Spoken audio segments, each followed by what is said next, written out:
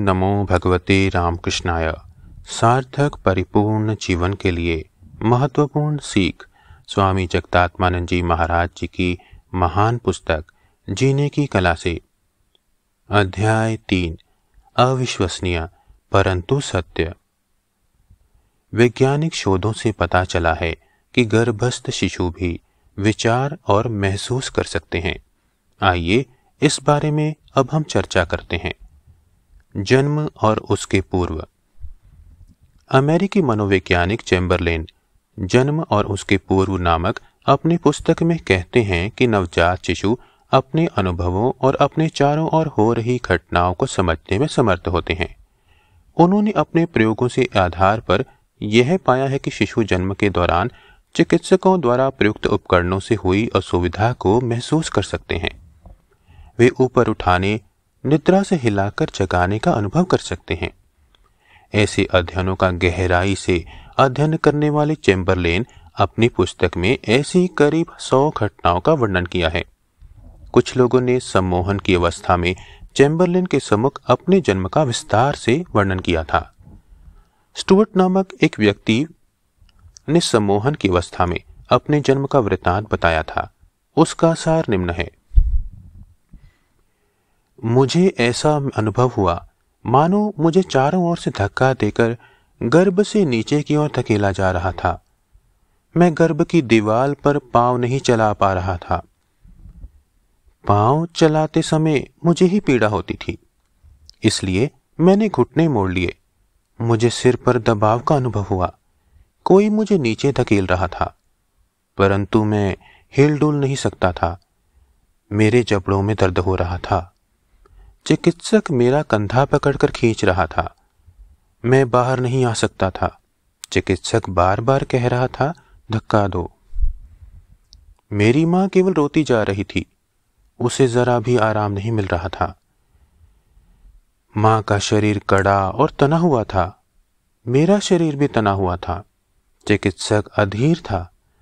चिकित्सक द्वारा उपेक्षित गति से मैं बाहर नहीं आ रहा था।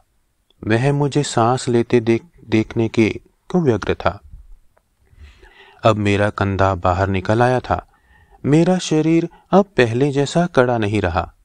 अब चिकित्सक पहले जैसी कठोरता से मुझे नहीं खींच रहा था, परंतु वह कहता जा रहा था कि मुझे जल्दी बाहर आना चाहिए, परंतु मैं जल्दी नहीं निकल पा रहा था। मुझे फिर पकड़ लिया गया।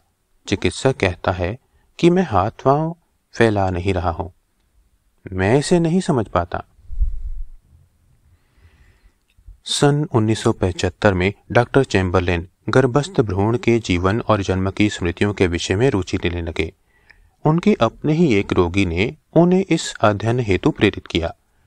सम्मोहन अवस्था में उक्त रोगी ने अपने जन्म और शैशव काल की घटनाओं का स्पष्ट रूप से वर्णन किया। 2 माह बाद उन्हें पता चला कि सैन फ्रांसिस्को के डॉक्टर डेविड पिचीक विगत 20 वर्षों से ऐसी तरह की एक अध्ययन में लगे हुए हैं। उनके लेखों को पढ़ने के बाद डॉक्टर चैम्बरलेन यह जानकर आश्वस्त हो गए कि उनका शोध सही रास्ते पर चल रहा था। साइकियाट्रिक ट्रीटमेंट थ्रू हिप्नोसिस यानी सम्मोहन के द्वारा मनोचिकित्सा नामक ग्रंथ के लेखक डॉक्टर डेविड पिचीक American society for clinical hypnosis के अध्यक्ष थे। उनकी राय में नवजात शिशु अपने परिवेश को भली भांति समझते हैं। विशेषज्ञ लोग पहले ही इस विषय में जान गए थे। कभी कभी नवजात शिशुओं को उनकी मां को बताए बिना ही प्रसूति गृह से हटा दिया जाता है। डॉक्टर चीक कहते हैं कि दत्तक के रूप में ग्रहण करने हेतु हटाए गए शिशु अपनी मां से बिछुड़कर विशेष दुखी थे।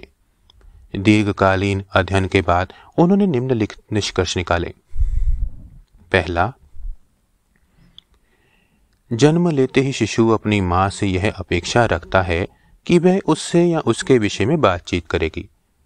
गोद के रूप में दिए जाने हेतु निर्धारित शिशु अपनी मां की स्नेहपूर्ण वाणी और स्पर्श का सुख नहीं ले पाते। ऐसे प्रसव के समय मां प्रायः बेहोशी की अवस्था में रहती है अथवा शिशु का जन्म होते ही उसे अलग कक्ष में रख दिया जाता है। इस प्रकार शिशु अपनी मां के सानिध्य से वंचित रह जाता है।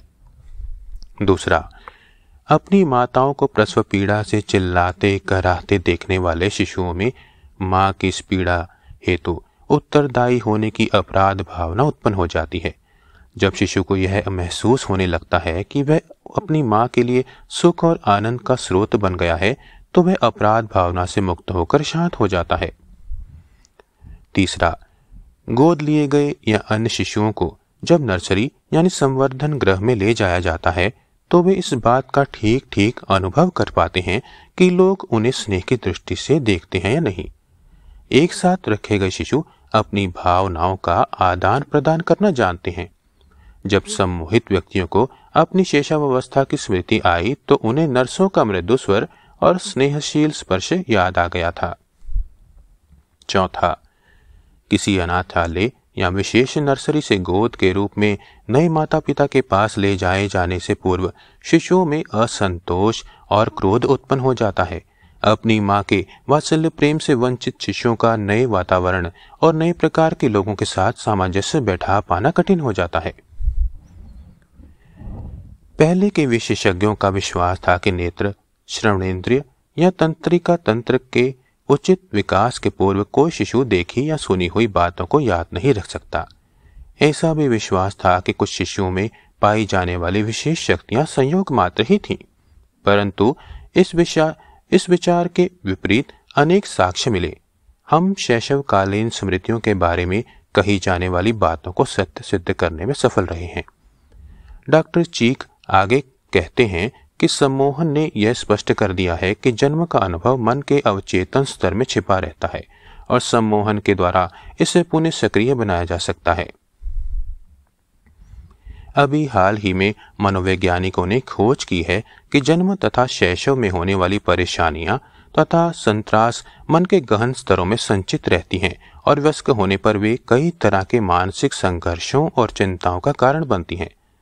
सर्जन द्वारा शिशु के सिर को चिमटी से पकड़कर हिलाने डुलाने के कारण संभव है कि वे वयस्क अवस्था में शिरोवेदना से पीड़ित हों, या फिर जन्म के समय उसकी मां तथा वहां के एकत्र अन्य लोगों द्वारा व्यक्त चिंता और भय से परिणाम की वयस्क अवस्था में दमे के रूप में प्रकट हुआ हो। मां द्वारा एक शिशु को स्तनपान ना कराने से बड़े होने पर उसे अपच हो गई। डॉक्टर चैम्बरलेन ने डॉक्टर चीक द्वारा प्रतिपादित सिद्धांत को सत्य सिद्ध करने का प्रयास किया। जो लोग भौतिक विज्ञान की वर्तमान धारणाओं के आधार पर चीजों का मूल्यांकन करने के अभ्यस्त हैं, उनके लिए यह बात स्वीकार करना कठिन है कि शिशु जन्म से ही चिंतन और अनुभव कर सकता है। डॉक्टर चैम्बरलेन कहते हैं, हमारे प्रयोग का विषय मन था।